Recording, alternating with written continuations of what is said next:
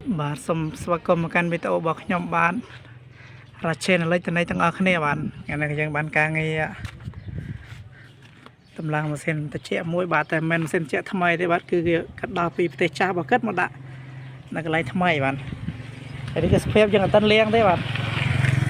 ចេញនេះគឺយើងលាងរួចសម្អាតរួចគឺយើងចាប់ដើមតេះរួចបានយកទៅដាក់គាត់នៅផ្ទះហើយនេះសភាពខាងមុខបាទនេះភាពនៅខាងមុខបាទបរ៉ែនរបស់វាគឺ LG បាទហើយឃើញថាផ្សេងគឺដៃច្រើនដែរបងប្អូននេះហើយការដោះគឺមិនជាការដោះលូនកាត់មិនជាការរោជាងទៅដល់ទេបាទគឺឃើញថាបញ្ហាគឺនេះបាក់តយោហើយខាងកន្ទុយក៏អត់បានដោះរស្រួលបួទេបាទគឺកាច់បំបាក់មកដំណងបាទ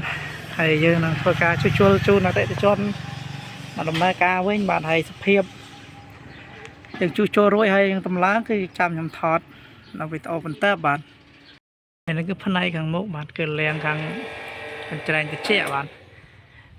ហើយនេះគឺសភាពដើមពេលមិនទាន់លាងគឺនៅប៉ុណ្ណេះបាទហើយយើងលាងហើយគឺឃើញតែសប៉ុណ្ណេះបាទហើយយើងលាងភាសាទៀតបាទ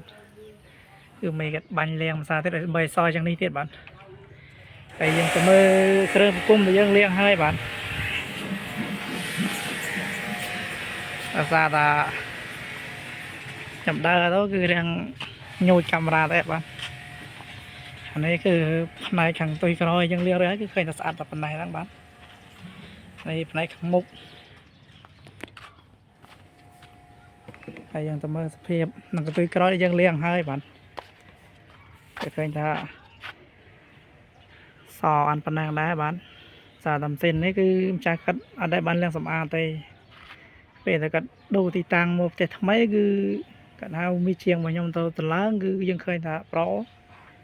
គេយកមកលាងសម្អាតបាទហើយនេះគឺយើងលាងសម្អាតដែរបាទហើយយើងធ្វើការចាប់គុំចូលវិញបាទ